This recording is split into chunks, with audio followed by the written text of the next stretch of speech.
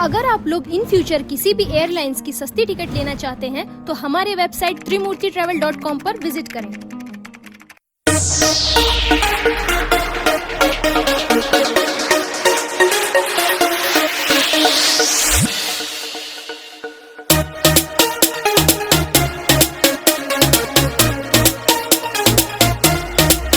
रोज मेरे गली में ये स्टाइल झाड़ते हो, मुझे सीटी बजा कर क्यों लाइन मारते हो। रोज मेरे गली में ये स्टाइल झाड़ते हो, मुझे सीटी बजा कर क्यों लाइन मारते हो।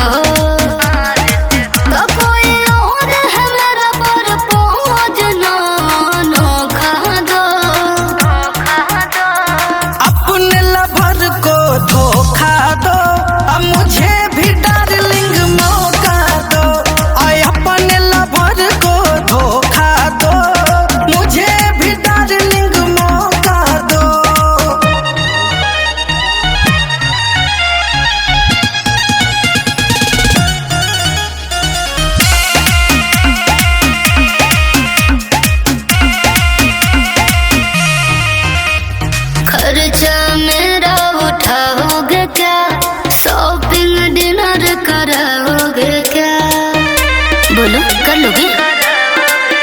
भूल जाई बोल भरवा के अपना प्यार दे देंगे हम तुमको इतना।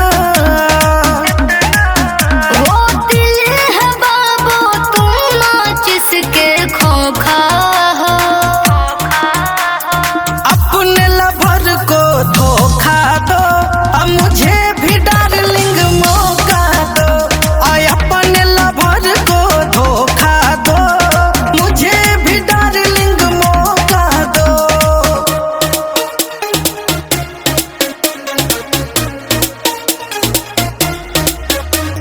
प्यार यदि करोगे खोल के मैं पटूंगे इमरान